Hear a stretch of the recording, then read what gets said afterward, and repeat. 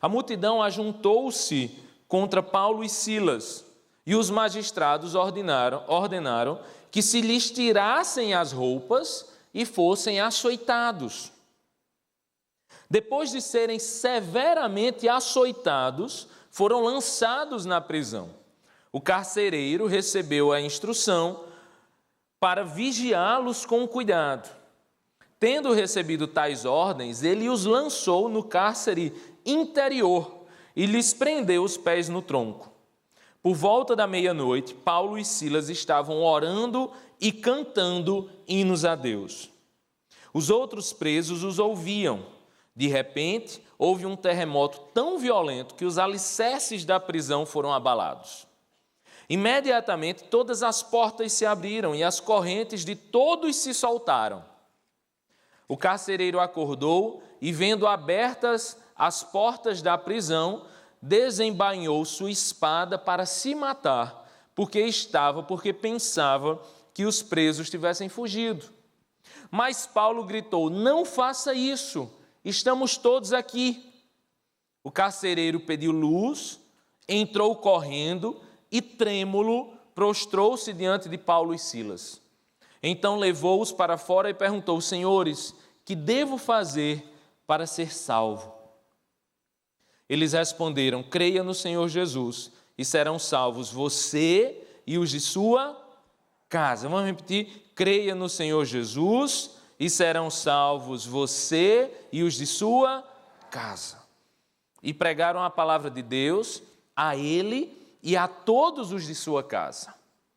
Naquela mesma hora da noite, o carcereiro lavou as feridas deles. Em seguida, ele e todos os seus foram batizados. Então os levou para sua casa, serviu-lhes uma refeição e com todos os de sua casa alegrou-se muito por haver crido em Deus. Vamos orar? Senhor Jesus, louvado seja teu nome, ó Deus. Obrigado pela tua palavra, ó Deus, que é tão maravilhosa. Obrigado pela bênção de poder ouvir a tua voz, a bênção de poder estarmos aqui, ó Deus, aprendendo mais de ti. Alguns, ó Deus, aqui com sua família, e que alegria, Senhor, poder cultuar a ti em família, ó Deus. Mas também pedimos, ó Deus, por aqueles que estão sozinhos, por aqueles que ainda não têm a sua casa servindo ao Senhor. Esse é um mês, ó Deus, em que oraremos pela nossa casa, em que consagraremos, ó Deus, as nossas casas, os nossos lares, cada componente, ó Deus, da nossa casa e da nossa família. Ó Deus, abençoa, traz salvação, que a tua palavra, Deus, alcance a nós e a nossa casa. Ó Deus, essa é a nossa oração, em nome de Jesus. Amém. Gente, estamos aqui diante de um texto de Paulo e Silas pregando a palavra. Eles são direcionados pelo Espírito Santo a irem à Macedônia, mais especificamente a uma cidade, a cidade de Filipos. E quando eles chegam a essa cidade de Filipos, cidade conhecida por nós, por causa da carta que Paulo, depois preso, escreve a essa igreja, a igreja de Filipenses, a igreja dos filipenses, daqueles da cidade de Filipe. E ele, então, conta aqui, Lucas, na verdade, conta aqui a história de Paulo, quando ele chega na cidade de Filipe e quando ele começa, então, a pregar o evangelho nesse lugar. A gente começa vendo, e essa parte do texto eu não li, mas Paulo chega lá, começa a pregar o evangelho, e a primeira pessoa que se converte ali é uma mulher chamada Lídia. A gente não sabe bem se esse era o nome dela, mas enfim, Lídia se converte, era uma mulher extremamente rica, ela vendia púrpura, e essa púrpura era algo extremamente caro, então provavelmente Lídia, que era uma mulher extremamente rica. E é o primeiro momento que a gente vê já na cidade de Filipos, se você vê comigo o versículo 15, que diz: tendo sido batizada, bem como os de sua casa, ela nos convidou dizendo: se os senhores me consideram uma crente no Senhor, venham ficar em minha casa. E aí a gente vê a família inteira de Lídia se convertendo ao Senhor, encontrando ao Senhor. É a primeira família cristã da cidade de Filipos. Paulo ainda pregando o evangelho, uma mulher que era usada como uma forma de ganhar dinheiro através de adivinhação, Mãe Zuleide, A Bíblia não diz, mas era uma coisa nesse sentido. Vocês já viram essas coisas? Você passa no poste assim, mãe Rosa, traz o teu amor em 3 dias. Não é? Traz dinheiro, traz não sei o quê, diz o futuro, diz o escondido. Não é? Tem crente procurando essas coisas, gente. É engraçado isso, é engraçado não, é terrível. É engraçado, meu Instagram, as pessoas vêm me seguir, aí eu vou lá ver quem é, e tem assim, cristã libriana. Acho muito interessante essas coisas, né? É libriano, né? De Libra, Libras, Libra, enfim. Áries, né? Ariano, né? Sei lá. Eu faço, meu Deus, como é que concilia isso? Paulo está aqui pregando e uma mulher que tinha um espírito de adivinhação, né? Começa a falar atrás dele, isso o entristece e em um momento ele ora e aquela mulher então é liberta, só que isso gera muita raiva em algumas pessoas que ganhavam dinheiro com aquela mulher. E isso faz com que ele junte algumas pessoas, levem à praça pública e Paulo e Silas injustamente são ali açoitados severamente. O texto é muito claro. E eles são desnudados em frente à cidade. Imagine a vergonha, não é? Começa com a vergonha e depois imagine a dor. Mas é isso que acontece. Eles, por pregarem o evangelho, são ali punidos, eles não poderiam sê-lo, eles eram cidadãos romanos, eles não podiam sê-lo, mas foram. E mais do que isso, a Bíblia diz que eles foram aprisionados. O carcereiro, que é um dos personagens principais da nossa mensagem hoje, provavelmente um ex-soldado romano, escolhido exatamente por ser uma pessoa com cara ou com mais parruda, assim, como é que diz, gente, isso? Musculoso, forte, eu não sei se posso falar de musculoso, não tinha academia naquela época, né? Mas tinha Esparta, né? Se assistir Esparta, ali o povo era forte. Mas imagina esse cara, ex-soldado romano, era um cara forte, era um cara, né, que dava medo nas pessoas. Não podia ser eu com essa carinha, né? Talvez com a barba amedronta um pouco mais. Mas diz, olha, prenda eles. Agora é o seguinte, tenha muito cuidado com eles. Esse carcereiro, então, que tinha uma prisão meio que... Era uma prisão temporária, não existia prisão nessa época. A prisão era só uma forma de esperar o julgamento. Então, eles estavam ali esperando o julgamento ou esperando a pena de morte. Ele ficava cuidando desses prisioneiros, só que ele recebe uma ordem. Ele diz, olha, é o seguinte, esses têm que ficar muito bem guardados, tenha muito cuidado com esses dois. Isso faz com que a Bíblia muito claramente diga que o carcereiro, então, não deixou Paulo e Silas com os outros presos, mas os colocou em uma prisão interior. Provavelmente uma cela escondida, um lugar muito mais fechado, quase que uma solitária, se fosse pensar nos tempos de hoje. E a Bíblia ainda diz que ele, para garantir que esses homens não fugiriam, ele prende os seus pés em um tronco. Hendrickson, quando comenta esse texto, um teólogo, ele explica que há uma possibilidade aqui de ser um tronco enterrado em um buraco e os pés deles presos e amarrados nesse tronco. Então não era simplesmente uma prisão onde eles, depois de serem severamente açoitados, eles ficariam sentadinhos com a perna presa num tronco. Eles foram presos de uma forma em que eles tinham que ficar em pé. E eles iriam passar, depois de açoitados, eles iriam passar a madrugada inteira em pé, presos. Até porque isso seria uma forma de cansá-los a tal ponto que fugir seria uma coisa completamente impossível.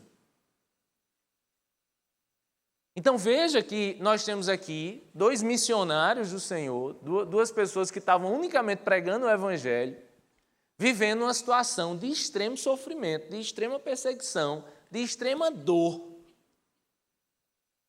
E é nesse momento que a Bíblia diz, e aí eu quero só reprisar com vocês, que no versículo 25 diz que por volta da meia-noite, olha só, gente, meia-noite. O que é que tu fez nessa meia-noite? O que é que tu estava fazendo nessa meia-noite de hoje? Quem estava dormindo? Quem estava comendo? Tem muito, ó, tá vendo? Está na cara que acorda para comer. Quem estava fora de casa? Fora de casa. Vai fazendo coisa boa, né? Não estava preso, não. Meia-noite é uma hora muito simbólica para mim. Eu que agora com um filho pequeno, quando eu vejo assim, virar meia-noite e eu não dormir, me dá um desespero no Espírito Santo, assim. Me dá um negócio assim, meia-noite. Outro desespero que eu tenho é quando dá assim, 4, 5 da manhã, que eu estou aqui, ó. E eu vou vendo o sol nascer. Aqui, ó. Eita, vai dando um desespero. Vocês já balançaram menino de meia-noite? Já. Ei, se nossos filhos tivessem isso gravado, hein? O tanto que a gente fez por eles, faz por eles. Minha mãe ficava me cobrando essas coisas. Como é que você não me liga 3 vezes ao dia? Agora que eu sei o que é ser pai, dá vontade de ligar 5.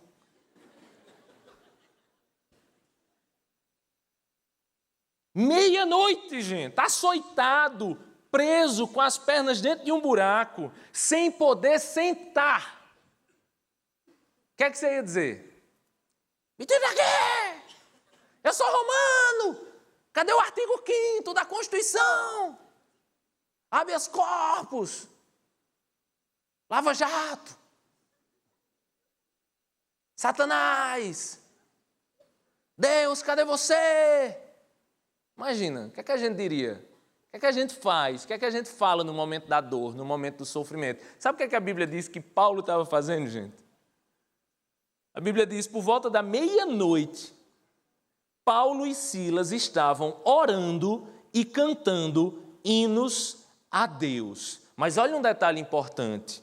Os outros presos os ouviam. Eles estavam ali, com dor. Eles não podiam sentar. Eu acho que isso foi até combinado. Eles disseram assim, rapaz, não adianta chorar. Não adianta espernear. Só quem pode nos ouvir fazer alguma coisa por nós é quem? É Deus. A gente não pode sentar e tirar um soninho. Vamos fazer o quê? Vamos orar e vamos louvar. Liga aí o Spotify, Silas. Ah, não tinha. Não tinha YouTube. Agora, imagina se isso fosse igual a muitos da gente que só chega depois do louvor, hein? Coisa feia. Não ia nem saber os cultos da igreja. Uma vez eu estava num consultório médico, aí o celular da menina descarregou. Aí a menina fez, mamãe, eu não tenho o que fazer, mamãe, eu não tenho o que fazer. Mamãe, o que é que eu faço? E menino, quando não tem o que fazer, ele acha o que fazer. E aí é quando você, como pai, se angustia, né? Quando ele está lá quase derrubando o consultório, aí a mãe diz, menina, vá louvar. Olha que coisa linda. Menina, vá louvar. Aí ela fez, me diga um louvor. Aí a mãe, e eu sei. Aí a menina fez. É, né, mamãe? A gente só chega atrasada.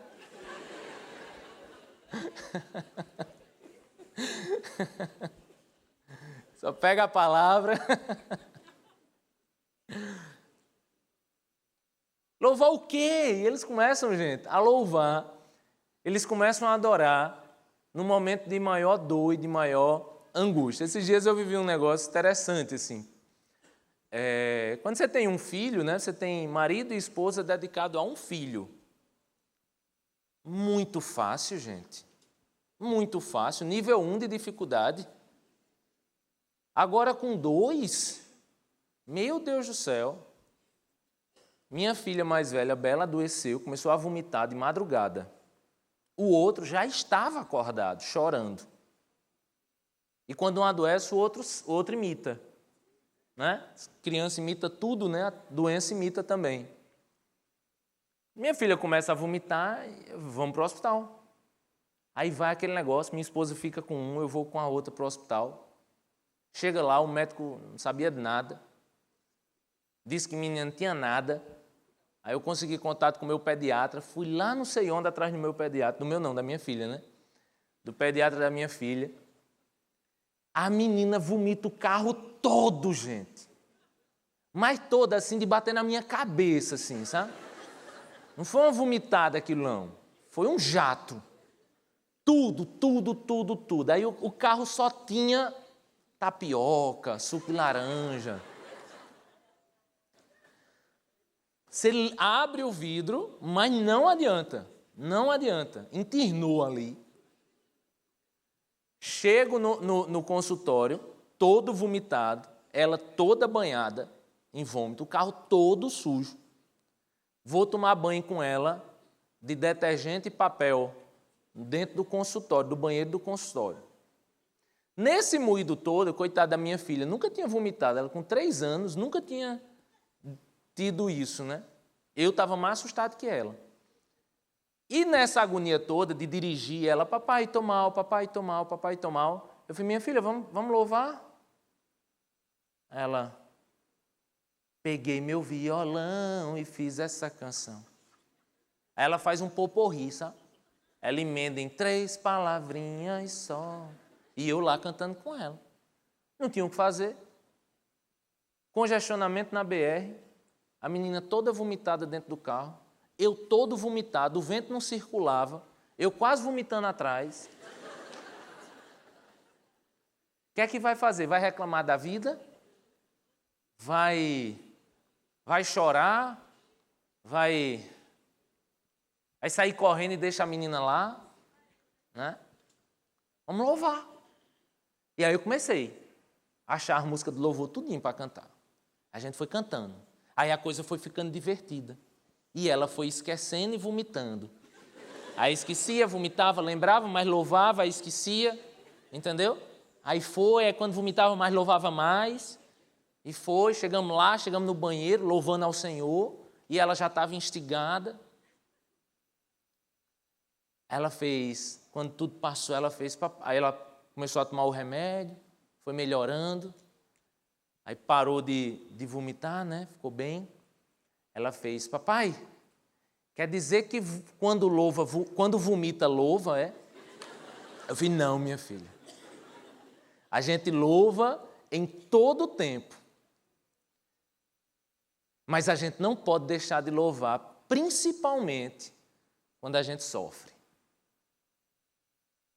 Quando a gente sofre, as palavras se prendem, o silêncio parece que é o melhor, mas quando a gente sofre, a melhor coisa que nós podemos fazer é louvar ao Senhor, entregar ao Senhor. Imagina esses 2 homens cansados, agonizando de dores, presos, sem poder nem se sentar, louvando ao Senhor.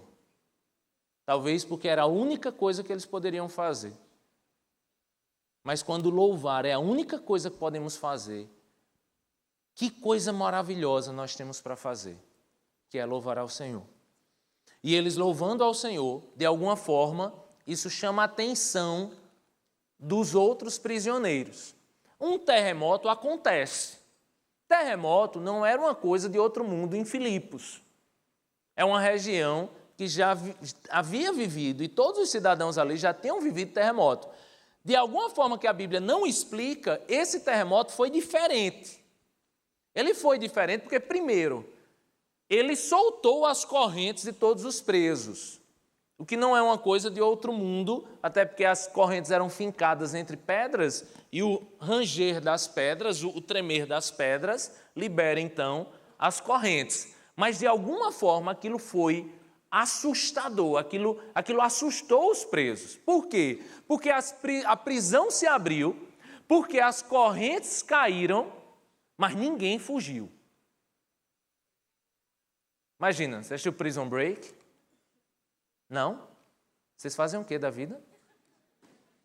Não assistiram na Netflix ainda? Sabe?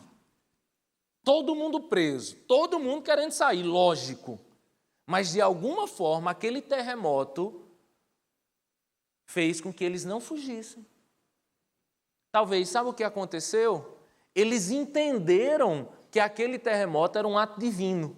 E eles entenderam que aquele terremoto, como ato divino, era um ato divino em benefício daqueles 2 prisioneiros que de meia-noite louvavam ao Senhor. Quando o carcereiro chega, que vê a prisão aberta, com certeza tudo escuro dentro, ele vai, tira a espada e vai se matar. Porque essa seria a punição dele por deixar os prisioneiros fugirem. Ele não consegue ver quem está dentro, mas quem está dentro consegue ver quem está fora, porque lá tinha luz. Quando ele desembainha a espada e vai se matar, o próprio Paulo diz: ei, não faça isso, estamos todos aqui. Imagina, acho que o carcereiro disse: vocês estão fazendo o que aí que não fugiram? Aí Paulo: o culto doméstico da cidade viva. Todo mundo ficou solto, mas a gente ficou por aqui mesmo. Vamos por aqui mesmo. Carcereiro vê nisso. O que é isso, gente? Paulo sabia que se fugisse, o carcereiro morreria. Se ele não se suicidasse, que era o que ele iria fazer, ele seria assassinado. Paulo estava ali sofrendo, preso, em pé, e tudo que eu já falei. Ele poderia ver o terremoto como uma forma de simplesmente sair daquela prisão e ir embora. Mas ele diz: se eu fizer isso, o carcereiro morre. Então vou ficar aqui mesmo. Isso é um ato para o carcereiro, quando ele percebe o que Paulo fez, quando ele, de alguma forma, todos ali entendem que aquele terremoto era por causa de Paulo e Silas, e quando ele percebe que provavelmente foi Paulo e Silas que convenceu a todos a ficarem presos e não fugirem, naquele momento ele diz, versículo 28, mas Paulo gritou: não faça isso, estamos todos aqui. Versículo 29, o carcereiro pediu luz, entrou correndo e trêmulo. Imagina o quanto nervoso ele estava. Prostrou-se diante de Paulo e Silas. É interessante que eles sabiam que aquilo tinha acontecido por causa de Paulo e Silas. Então levou-os para fora e o que é que ele perguntou? Senhores, que devo fazer para ser salvo? Provavelmente foi esse carcereiro que bateu em Paulo. Provavelmente esse carcereiro sabia do que Paulo falava. Sabia que Paulo trazia uma mensagem de salvação. Mas o carcereiro não queria ouvir Paulo. Assim como muitas pessoas sabem o que nós acreditamos, ou pelo menos têm uma noção do que nós acreditamos, mas elas não querem ouvir o que nós falamos.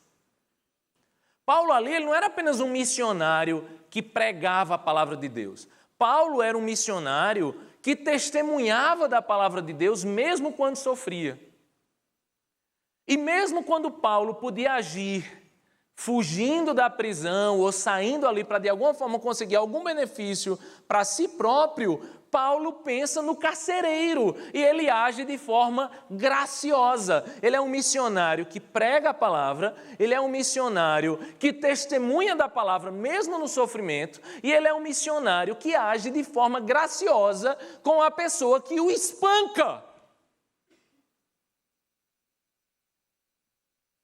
Quando uma pessoa ouve a mensagem de alguém, mas testifica dessa mensagem nos momentos de dores desse alguém, e mesmo que ela não goste de você, ela enxerga atos de graça dessa pessoa sobre ela, não tem como ela dizer: me diga aí qual é a sua mensagem.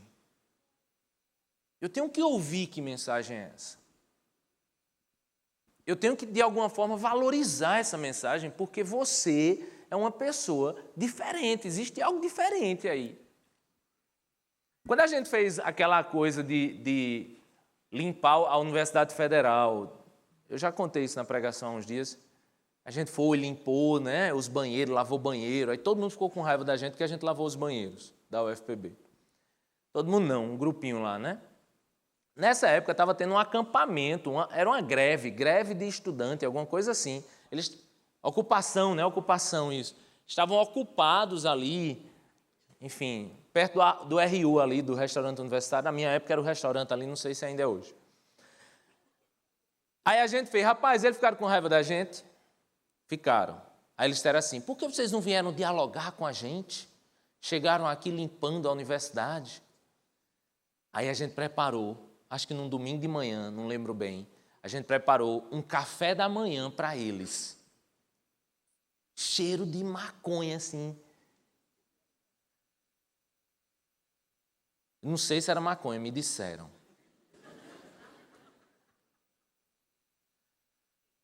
A gente chega, eles tudo dormindo, tudo bêbado, ainda ressacado. Aí a gente montou uma mesa de café da manhã para eles. Linda, assim. Aí diz, vamos tomar café com a gente. Ah, quem são vocês? Ah, a gente foi aqueles que limparam, vocês brigaram com a gente durante a semana. A gente veio aqui conversar com vocês, trouxemos um café da manhã para vocês. Aí tinha uma líder do movimento que era a mais afoita, assim. Ela era a mais braba com todo mundo, sabe? Ela brigava com todo mundo e a gente, minha filha, toma um café, relaxe. Toma um suco de maracujá aqui, descanse.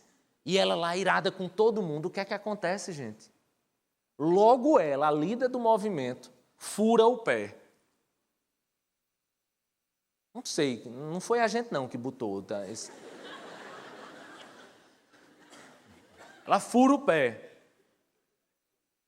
Quando ela fura o pé, aí o líder que estava liderando a ação, que era Joe está aí? Está aí? Está aí? Está não? Se tivesse, a gente tinha visto que ele está desse tamanho.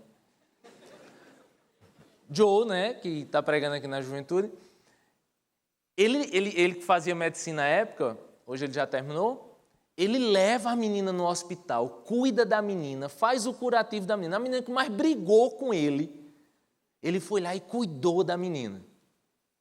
E era braba ela. Cabelão no sovaco, aquelas coisas.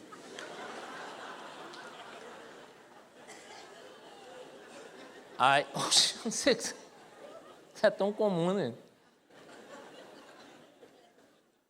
Rapaz, pois essa menina no final, a gente ganhou a ação, porque no final ela disse assim, olha, é a primeira vez que eu converso com um evangélico e eu vejo assim algo diferente. Deus precisou, para que ela ouvisse a mensagem, Deus precisou de um ato de graça sobre a vida dela. E foi isso que aconteceu no carcereiro. Foi isso que aconteceu com a vida do carcereiro. Ele então diz, o que é que eu preciso fazer para ser salvo? Qual é a resposta de Paulo? Você precisa crer, meu irmão. Versículo 29, é isso? Isso. Versículo 30. Então levou-os para fora e perguntou, senhores, que devo fazer para ser salvo? Eles responderam, creia no Senhor Jesus e serão salvos você e os de sua casa. Olha que coisa linda. Existia algo em Roma, existia em Roma também. No Império Romano era cultural que a religião do líder da casa fosse a religião de toda a casa. A religião do líder da casa fosse a religião de todos da casa. Isso era muito comum, como algo cultural. Os filhos seguiam a religião dos pais. No cristianismo, isso não existe. Porque ninguém é obrigado a ser cristão. Você não pode chegar para o seu filho e dizer assim, olha, é o seguinte, eu acredito nisso, então você trata de crer nisso também, tá bom? Tá bom, papai. Vamos agora para o culto, rindo. E levanta a mão para louvar. Funciona assim, gente? Não funciona assim. Não é simplesmente o fato de que eu acredito em Jesus que minha família vai acreditar em Jesus. Só que o que Paulo diz ali, ele não diz algo como se você crê, sua filha também crerá. Porque com outros textos das Escrituras a gente depreende isso muito facilmente. Mas o que Paulo quis dizer aqui era você acredite nisso. E como uma palavra profética, eu creio que os de sua casa também crerão. Agora, para que os de sua casa creiam, tem uma coisa que tem que acontecer. Você vai aceitar essa palavra aqui? Você aceita Jesus como seu Senhor e Salvador? Versículo 32. E pregaram a palavra de Deus a ele e a quem mais? E a todos os de sua casa. O que é que o carcereiro fez? Espera aí, quer dizer que Jesus pode salvar a minha vida? Pode. Agora, ele também pode salvar os de sua casa. O que é que o carcereiro diz? Então venha para a minha casa, pelo amor de Deus. Venha para a minha casa, leve essa palavra para a minha casa. Me permita ter essa palavra ministrada e ensinada dentro da minha casa. A gente apresentou aqui hoje a sala, né? Dá um foco de novo aqui na sala linda que o pessoal montou aqui para a gente. Vem para cá. A gente montou aqui a sala porque a sala, ela tem ela é um lugar diferente na nossa casa. Antigamente as casas, elas tinham grandes salas, grandes quartos e poucos. O menino dormia tudo amontoado mesmo. Não era assim? Esse negócio de 2 meninas em 2 quartos. Agradeço a Deus porque tem 2 camas. Minha mãe dizia assim. O individualismo vai crescendo no nosso país. A sala praticamente não existe mais, porque cada um tem sua TV na palma da mão. A família não se reúne mais para nada juntos. Não se reúne mais para comer juntos, não se reúne mais para conversar juntos. Cada um está nos seus quartos, cada um está seguindo a sua vida. Mas a sala tem esse quê de um lugar onde podemos nos reunir, um lugar onde podemos aprender, um lugar onde podemos louvar, um lugar onde podemos conversar. Olha a coisa linda. Você e sua casa, no sofá, dizendo assim, hoje a gente vai tirar o dia 1 hora para falar besteira no sofá. Imaginou? Coisa linda. Você está aqui, vamos conversar. Eu quero lhe ouvir. Eu quero lhe ouvir. Tira o diabo do WhatsApp de lado. Esconda os celulares dentro do forno e liga. Guarda lá. Vamos sentar para conversar? Sentar para falar da vida? Cada um tem um carro, cada um tem um quarto, cada um tem seu horário de comer, cada um tem seu horário de dormir. Vocês estão dividindo a casa, é? Estão rachando o condomínio, o aluguel. Parece as famílias se tornaram pessoas individualizadas, um amontoado de individualidades. Não tem mais o repartir, o compartilhar. Imagina esse cara chegando de meia-noite em casa. Terremoto aconteceu, os meninos tudo gritando. Ele diz, reúna aí a mundiça. Reúna aqui a mundiça. Reuniu a mundiçona. Todo mundo para a sala. Todo mundo para a sala. Papai, quem é esse aí? Todo estragado aí nas costas. Fui eu que fiz isso, meu filho. E por que ele está aqui, papai? Porque ele tem uma mensagem para a casa toda. Senta aí, tudinho. Essa família não era pequena, né? Senta aí. Os 7. Senta a mulher, senta eu. Pregue. Pega aí que a gente vai entender, a gente vai ouvir. A gente vai aprender aí.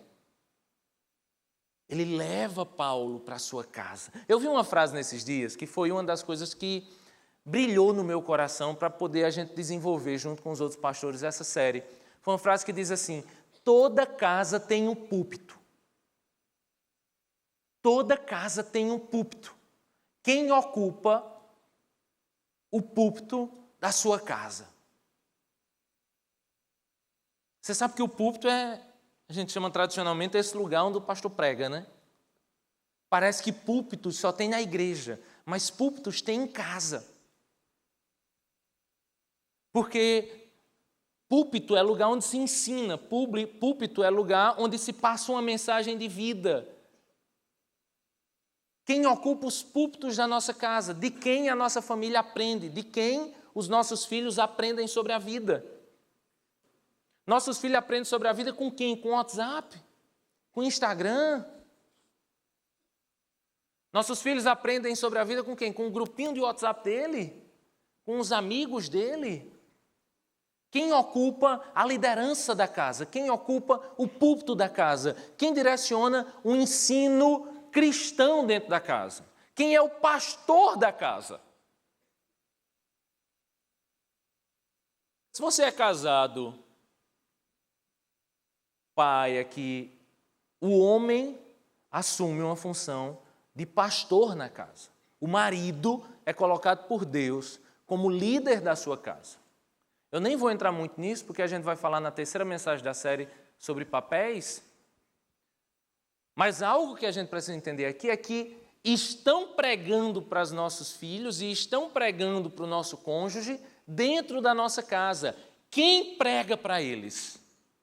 Felipe Neto no YouTube? O que tem de menino doutrinado o dia inteiro por YouTube, gente, segurando um iPad na mão, para o pai poder fazer nada do outro lado, e está um cara abrindo presente, tornando nossos filhos consumistas. Dia desse, Bela estava com um negócio assim: papai, eu quero uma Baby Alive, Baby Alive, Baby Alive. Que diabo é Baby Alive na minha... Saco de Baby Alive. Quanto é um negócio desse? R$5?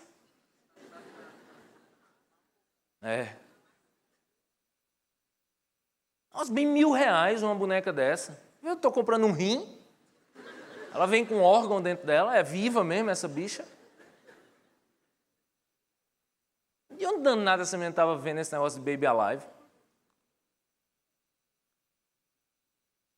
Quem doutrina nossos filhos? Quem ensina nossos filhos? A gente tem uma divisão na igreja de redes que ajuda a conectar pessoas de perfis próximos, e isso é maravilhoso. Eu tenho minha criança agora sendo ministrada, minha filha está agora sendo ministrada na sala de 3 anos, na Rede Kids. Mas o pastor dela principal sou eu. O primeiro pastor sobre a vida dela sou eu. Aí a gente tem rede Jump aqui para o seu filho de 9, 12 anos, a gente tem rede livre para o seu filho de 12 a 18, a gente tem rede nuvem para o seu filho solteiro acima de 18, a gente tem rede S2 para você casado, a gente tem tudo isso. Mas na rede nuvem, eu sempre disse a todo mundo, eu não sou o seu pastor, eu sou o seu pastor aqui, mas seu pastor é seu pai. Quem tem que lhe ensinar primeiro é seu pai. Seu pai é seu pastor, seu pai é seu líder. Para muitas vezes, eu ouvi desses jovens dizendo assim: se eu for ouvir os conselhos do meu pai nunca falou sobre nada comigo, meu pai nunca falou sobre sexo comigo. Acaba de ter um filho de 18 anos e nunca falou sobre sexo com o filho. Eu vi um jovem aqui da nossa igreja que casou esses dias, a mãe dele se sentou com ele, disse: senta aqui, meu filho, para a gente falar um negócio. Vamos falar sobre camisinha primeiro. Camisinha é como chiclete, enfim, você sabe o que ela vai dizer. Aí o menino fazia: mãe, pelo amor de Deus, mãe, eu não quero ouvir isso da senhora. Vai ouvir sim, de mim e de seu papai. Quando eu fui dar o bizu para o caba, o pai e a mãe já tinham dado. Glória a Deus. Porque ele é o primeiro pastor e não eu. Quem pastoreia os nossos filhos somos nós, gente. Quem pastoreia a nossa esposa somos nós. Eu estava aconselhando um casal essa semana, eu quase faço eles desistirem de casar. Eu disse assim para o cabo: olha, entenda uma coisa, nós maridos, nós somos os líderes da nossa casa. Isso significa que toda a responsabilidade cai sobre nós. Isso significa que nós temos que abrir mão da nossa vida pela nossa esposa. Isso significa que, além da maior responsabilidade ser nossa, Deus vai cobrar de quem? De nós. Sabe quando Adão e Eva estão lá, Eva peca? Olha Eva, que esposinha, né? Eva foi, pegou o fruto, comeu o fruto, viu o cão, chegou para o marido e disse, coma, é bom, coma, coma. O marido come. Aí quando Deus chega, diz assim, Adão, por que você fez isso? Entendeu? Deus cobrou de quem, gente? Primeiro, de Adão. Sabe o que é ser homem no casamento? Você tem que liderar. Lidera servindo. Lidera dando a vida pelos outros. Lidera sabendo que a responsabilidade primeiro é sua. O que acontecer na sua casa, a primeira pessoa que Deus vai falar é com você. E quando chegar no supermercado ou na C&A para comprar uma roupa, o último que vai comprar uma cueca é você. A prioridade é o menino. Depois, a esposa. E se sobrar crédito, compra uma cuequinha para você não sair tão triste.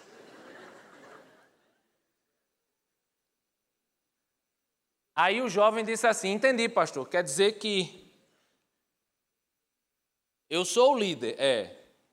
Mas isso aí quer dizer que eu tenho que dar minha vida? Quer dizer que eu sou o último a comprar alguma coisa, a ganhar alguma coisa? E se der errado, a culpa é minha? Eu vou casar, né, pastor? Eu já entendi. Na nossa casa tem um púlpito, gente. E quem assume esse púlpito somos nós. Os puritanos, a história fala dos puritanos e diz que na época dos puritanos, nos Estados Unidos, em todas as ruas, em todos os dias, melhor dizendo, haviam ruas que em todas as casas havia culto doméstico. A igreja se reunia aos domingos, mas o culto acontecia todo dia em casa. Todo dia os pais sentavam, oravam com seus filhos e ensinavam a palavra aos seus filhos. Às vezes eu tenho medo de que a coisa fique cômoda demais, sabe?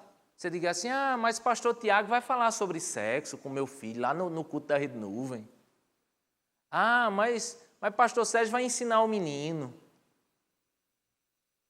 Nós testemunhamos da palavra de Deus quando os nossos filhos conseguem ouvir de nós essa mensagem ser pregada, quando nossos filhos enxergam Deus em nossas vidas, mesmo na hora do sofrimento, no nosso sofrimento, e quando nossos filhos são agraciados com a nossa vida. O que é que significa isso?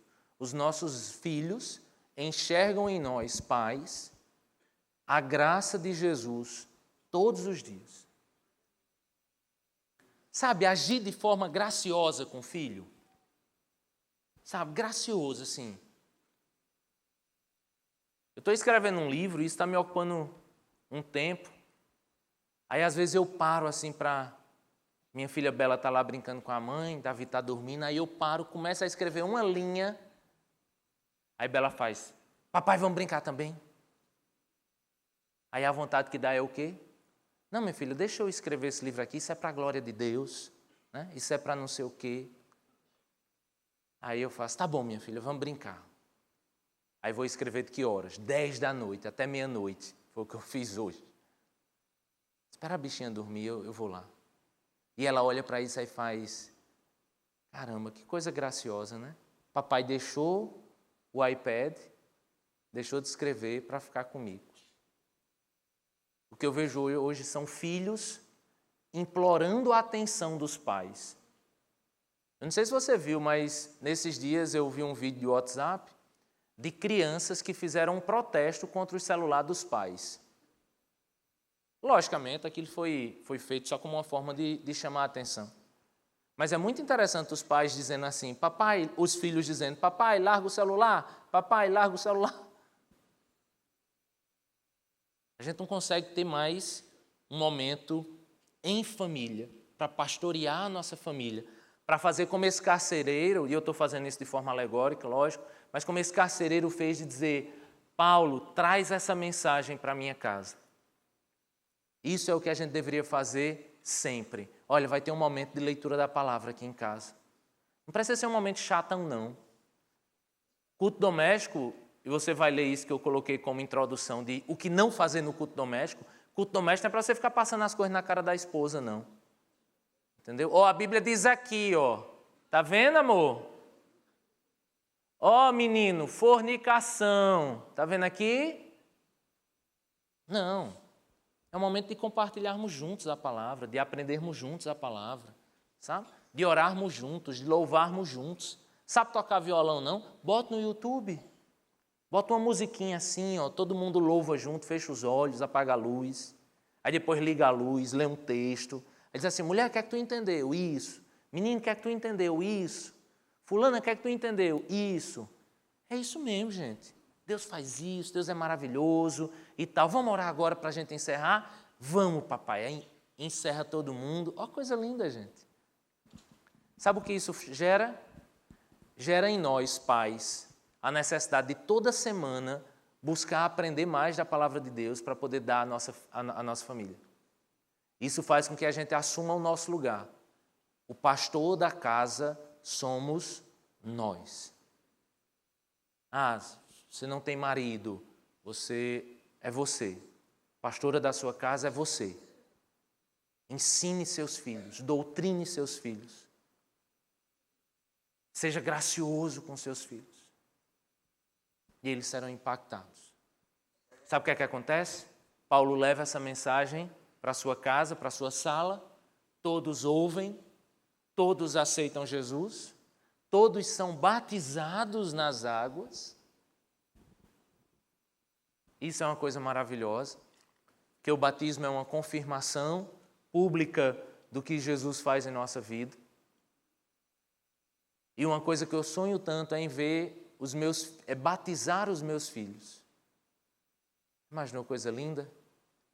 Você descer as águas com seu marido, você batizar um filho, você batizar uma filha. Olha que coisa maravilhosa. Essa é a grande vitória de um pai. Eu casei um casal esses dias e fui conversar com os pais, e os pais rindo muito. Aí eu disse, vocês estão rindo demais, né? Parece que estão gostando do menino, né? Saindo de casa, ganhando um quarto. Aí eles fizeram, a gente está alegre, Tiago, porque isso aqui é missão cumprida. Cumpri a minha missão, formei um homem de Deus. E ele agora está se casando com a mulher de Deus. E agora eles vão servir a Deus. Olha que coisa linda. É missão cumprida. Deus nos faz ter filhos para isso, para que eles possam, sabe, crescer, transformar o mundo. Mas nem filho a gente quer hoje. Filho é caro. Né? O povo diz, filho é caro. Filho dá trabalho. O seu chefe dizia que se você tiver só um filho, não, se você for casado, você puder ter filho e não quiser ter nenhum, você está em pecado. A Bíblia diz que a gente tem que multiplicar. Se tiver um filho, Dr. Rousseau Chet dizia que você estava diminuindo a população do mundo crente. Se você tiver 2, está empatando. Se tiver 3, está somando. Se tiver 4, aí multiplicou. Vocês tudo rindo de nervoso, né? Isso é uma brincadeira, tá, gente? Aí você fala assim, 4 filhos? Meu Deus! Meus seios vão cair. Minha barriga vai ficar flácida. Eu não vou ter dinheiro. Uma vez essa semana eu vi um pai dizendo, depois que filho nasci, né? Depois que filho tive, nunca mais a barriga enchia, um negócio assim. Era uma brincadeira, lógico, mas infelizmente as pessoas hoje pensam em filho unicamente pensando na questão financeira. O que é interessante, e eu vou encerrar com isso, versículo 33, naquela mesma hora da noite o carcereiro lavou as feridas deles Em seguida, ele e todos os seus foram batizados. Então os levou para sua casa, serviu-lhes uma refeição e com todos os de sua casa alegrou-se muito por haver crido em Deus. Entendeu o momento familiar vivido aqui? Paulo vem, prega a palavra, todos aceitam Jesus. O cara diz, o pai diz, espera um pouquinho aqui que eu vou lavar as feridas que eu mesmo causei. Leva Paulo e Silas, lava suas feridas. Nessa hora a mulher já está fazendo um cuscuz com mandioca. Eles depois vão e ceiam juntos, fazem uma refeição juntos. E a Bíblia diz que eles se alegram juntos. Olha que maravilha, podermos abrir as nossas casas, podermos trazer o Evangelho para dentro delas, podermos assumir uma função de quem serve e de quem leva a palavra de Deus e quem pastoreia a sua casa, e podermos nos alegrar juntos, e podermos ceiar juntos, e podermos edificar a nossa casa de acordo com a palavra de Deus. Isso, gente, esse é o grande objetivo da nossa vida. O primeiro ministério que Deus nos deu, família. Eu não poderia estar pregando aqui se eu não estivesse pastoreando meus filhos em casa. Esses dias eu vivi umas coisas bem interessantes assim na minha casa. Eu vou encerrar, a banda pode vir, já está aqui. Pregando sobre família e tendo agora um segundo filho, né? Tudo fica mais difícil, de certa forma. Minha filha fica, às vezes, com um ciúminho, aí eu pego Davi no braço, ela faz, eu quero ir no braço também. Aí eu boto os dois no braço. Vou com as costas ardendo, mas levo os dois. E ainda pulo. E ainda dou pulo e é a maior festa. A gente chega em casa, deito no chão, vou brincar de massinha. Eu descobri um talento, gente. Fazer trança. Eu faço o coque de balé da minha filha, você pergunta a ela, quem fez o seu coque de balé? Ela faz, papai. Papai arrasa no coque. Coisa linda. Você está lá, ó, trançando o cabelo. O que eu nunca fiz na vida, né? Nem cabelo eu tenho direito. E aí você vai vivendo isso em família, sabe? E aí tem toda a dificuldade de um segundo filho. E eu vejo toda a dificuldade na minha esposa. E eu louvo a Deus pela vida dela. Eu achava que amamentar era aquelas coisas da novela. A mulher assim, ó, rindo. Rapaz, o menino morde, arranca pedaço. Eu já vi minha esposa amamentar com o seio sangrando. Só mulher para aguentar isso. Homem, numa virose, está pedindo arrego, né? Minha esposa lá, ó, amamentando, e a criança chorando, e ela tentando passar o que alivia a dor, mas ela tem que alimentar o filho, ela vai, pega o filho. Aí eu meio que para divertir assim a história, né? Eu vou fazer uma série sobre relacionamento na Rede Nuvem, aí eu pesquiso umas músicas assim na internet, sabe? Aí eu vi uma música chamada Mulher Maravilha, uma das músicas mais ouvidas no Brasil. Aí a música diz assim, vamos tocar? Vamos tocar? Mulher Maravilha? Solta um ré aí. Deixa de história que tu não sabe. Toda pinta que ia tocar, né? Eu esqueci, gente, a música. Esqueci uma parte. Ela diz assim, ela fala, como é? Tá vendo uma...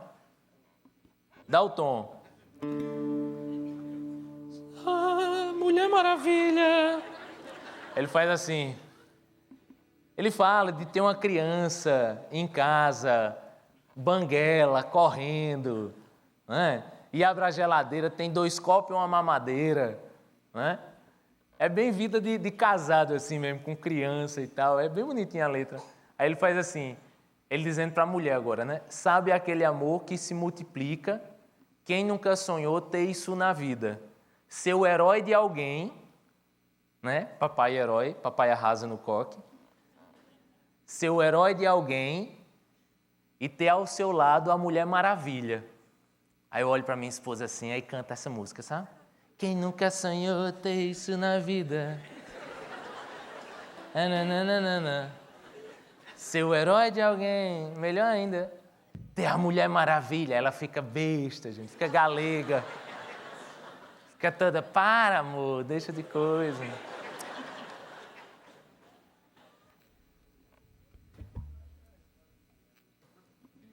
Essa quinta eu fui aconselhar um casal, aí o casal disse, eu fiz, vocês moram onde? Ele fez, eu moro na frente do prédio do senhor, pastor. Isso me dá um susto, gente. Eu fiz, tu já me viu de cueca? Ele fez, já, pastor, o senhor perguntou, eu vou dizer que já. Aí a menina fez, eu não disse para você não falar isso com o pastor? Aí ela, mas o pastor perguntou, eu vou mentir?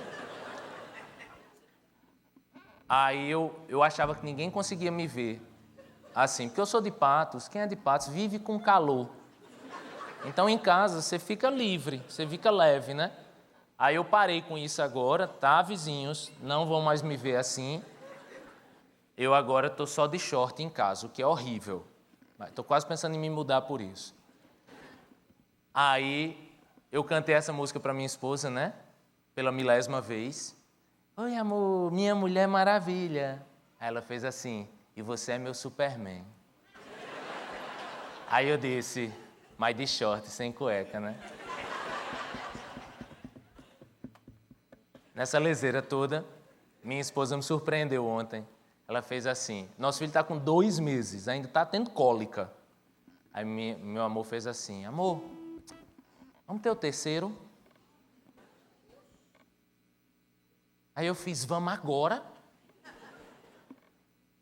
Mas eu quero 4, que a Bíblia manda multiplicar. Ela fez, vamos. Estou brincando, gente, fez não, o resguardo ainda está. Coitada. Eu olhei para ela assim, eu achei isso tão lindo, eu fiz, amor, minha esposa teve uma infância muito difícil mesmo. Fui criada com a madrasta, enfim. E quando eu a conheci, adolescência ainda, ela dizia que não queria ter filhos. Porque ela não queria colocar ninguém nesse mundo tão ruim. E aí, logicamente, com o tempo de relacionamento, enfim, isso mudou da cabeça dela. Mas ela dizia, não amor, vamos ter um. Aí eu, tá certo, bela. Aí passa um tempinho, eu fiz, amor, vamos fazer 2, né? Vamos fazer outro. E eu orando para ser gêmeos, não foi. Aí 2. Mas sempre partia mais de mim, sabe? E ela chegou ontem e disse isso, amor, vamos logo para o terceiro. Aí eu fiz, tá gostando, né? Ela fez, tô. Casa cheia, palavra do Senhor sendo pregada, filhos orando, filhos louvando ao Senhor, e a gente encontrando no Senhor a alegria que só há nele, em ter uma família que cresce, se multiplica, não apenas em número, mas na presença de Deus, na palavra de Deus, na alegria do Senhor, que eu e minha casa possamos servir ao Senhor, que você e sua casa possam servir ao Senhor. Essa é a nossa oração. Deus nos abençoe. Amém.